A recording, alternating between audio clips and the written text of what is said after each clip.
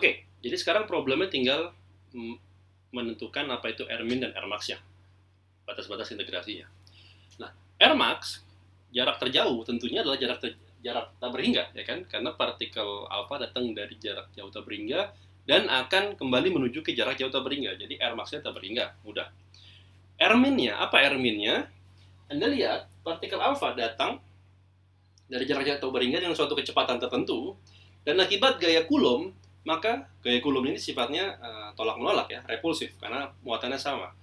Maka partikel alfa ini terhalangi untuk tetap menuju jarak garis lurus atau untuk tetap mendekat ke partikel aurum, sehingga ada jarak minimum yang bisa dia dekati dan dia tidak bisa lebih dekat lagi dari itu untuk sebelum akhirnya dia akan kembali terdefleksi akan menuju kembali ke jarak jauh tak berhingga.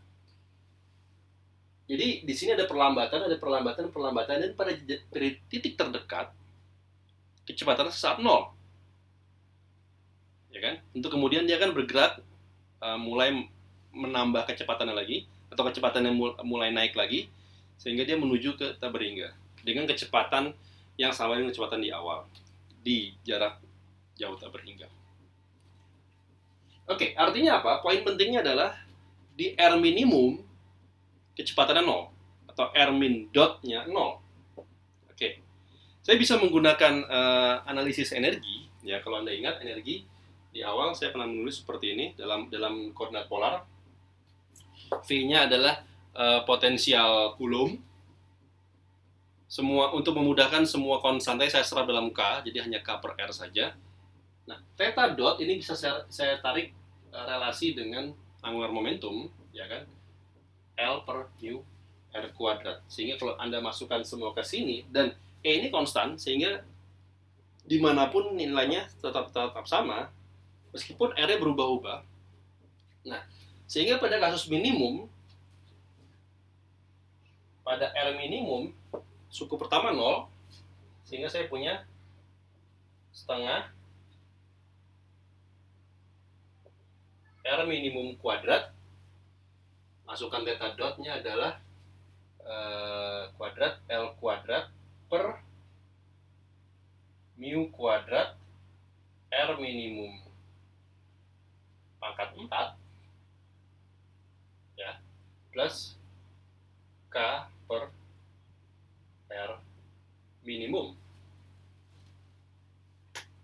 Sehingga di sini Anda bisa tulis bahwa E adalah L kuadrat per 2 mu kuadrat R minimum kuadrat ditambah K per R minimum. Oke. Dan tadi kita sudah punya relasi antara L dengan B ya. Kalau Anda lihat L dengan B, kita punya hubungan bahwa L tadi saya tulis lagi B dikali akar 2 mu E. Maka kalau saya masukkan ke sini,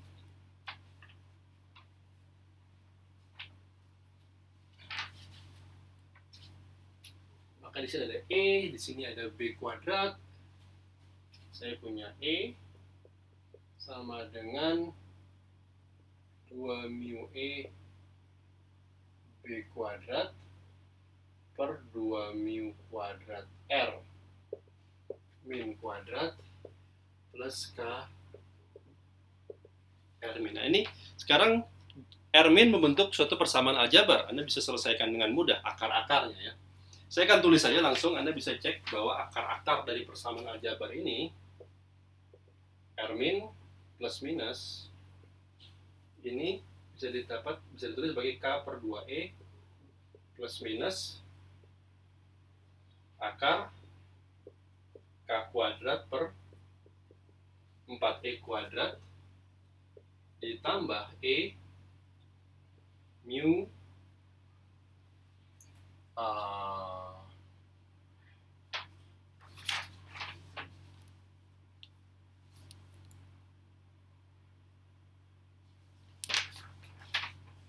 Saya tidak ada mu-nya.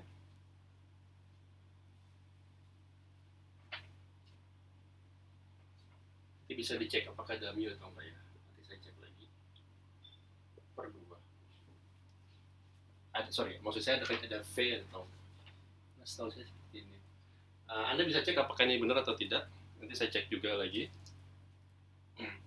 Sehingga saya sudah tahu apa Rmax-nya dan apa Rmin-nya. Tentunya kita akan mengambil Rmin yang fisikal. Yang fisikal mana? Kalau saya ambil minus, maka ini akar ini akan lebih besar daripada suku pertama. Maka Rmin akan jadi minus. Maka agar fisikal, maka saya mengambil Rmin yang plus. Jadi kita mengambil suku yang plus, masukkan ini sebagai batas bawah, ini sebagai batas atas. Anda bisa melakukan integrasi bentuk tadi.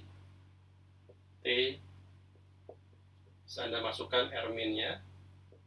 Ini batas atasnya tetap berhingga. B kuadrat per R kuadrat per 1 min K per ER min B kuadrat per R kuadrat DR. Nah, ini Anda bisa langsung mengecek ke tabel integrasi. Langsung saja saya tulis bahwa di sini saya dapatkan hasilnya arcus cosinus, sehingga theta hasilnya adalah arcus cosinus dari saya akan tulis dulu kappa per B. Apa itu kappa? Dibagi akar 1 plus kappa per B kuadrat. Kappa adalah K per 2E. Oke. K per 2E. Nah,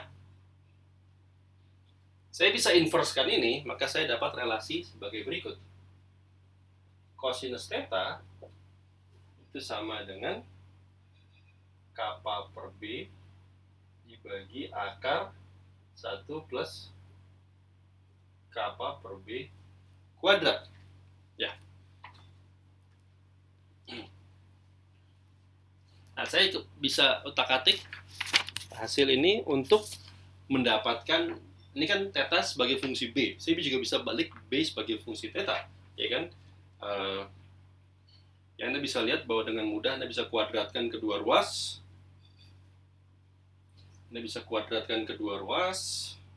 Lalu dari sini saya dapat hubungan bahwa B kuadrat sama dengan kappa kuadrat tangen kuadrat theta. Atau dengan kata lain, maka saya dapat hubungan bahwa B sebagai fungsi theta adalah kappa tangen theta. Oke, jadi sekarang saya dapat relasi yang penting antara B dan theta kecil.